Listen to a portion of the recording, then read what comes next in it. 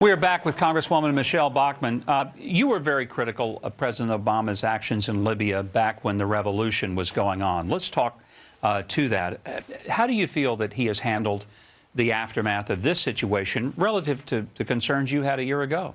Well, I did, because I said unequivocally that it was wrong for Barack Obama to go in. He unilaterally took United States forces and started bombing Libya. We had Gaddafi, no one loves Gaddafi. He wasn't a great guy, but he was fairly neutral, and he was working with us in some sense on some different issues. Now the problem was, we knew we had a lot of al-Qaeda in Libya, and a lot of the people in eastern Libya were recruited to kill our troops in Iraq. And so if you depose Gaddafi, the question is, who's next? Who will take over? That's the problem that we're seeing this week in Libya. Who's taking over? It's complete lawlessness and a breakdown of society. And also, there were a lot of weapons that went missing when Gaddafi was deposed. And a lot of those those weapons are now across the Middle East and could be used against the United States. One of the people who was killed, Sean Smith, indicated in an online post that he put out just hours before he was killed. He said, "We are fearful that there will be an attack. I hope we don't die tonight." That was his specific words. "I hope we don't die tonight." And he said that one of the guards had taken photos of the embassy and had taken photos of the safe house. We know this was not just some spontaneous effort, because you don't have RPGs, rocket-propelled grenade launchers, in such an event. They ended up apparently capturing a number of secret documents out of the embassy that included the names of contacts in Libya. Those people are now vulnerable. Going forward, what do we learn? You're on the oversight committee that looks at these issues of intelligence.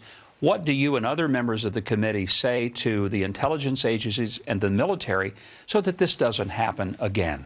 Well, again, what prevents this is strength and the projection of strength. And I think we can wind back to when Barack Obama made it very clear that the United States was no longer standing behind Israel. That changed the complete dynamic in the Middle East. And when President Obama has sent one unmistakable signal after another that we're not going to stand with Israel, to the point where even our State Department won't say that Jerusalem is the capital of Israel, that sent a signal that we've been the big dog, having Israel's back since they declared their sovereignty on May 14th of 1948. When the United States took a step back under Barack Obama's direction, that changed the whole dynamic. We have got to send an unmistakable signal. It's like you punish bad behavior. That's what we need to do right now. Punish bad behavior, reward good behavior. I think the president should cancel his meeting with David Letterman, Beyonce, Jay-Z. And I think instead he should schedule a meeting immediately with Benjamin Netanyahu. And I also think that our president should stand up and say, not only will we recognize Jerusalem as Israel's capital, but we're going to move our embassy today from Tel Aviv to Jerusalem to tell the Islamists that we're going to have Israel's back. That would be a strong statement. Yeah. I wish it would happen, Congresswoman. I need to ask you one quick question about the economy, because we are headed toward what has been described repeatedly as a fiscal cliff that we're going to fall over.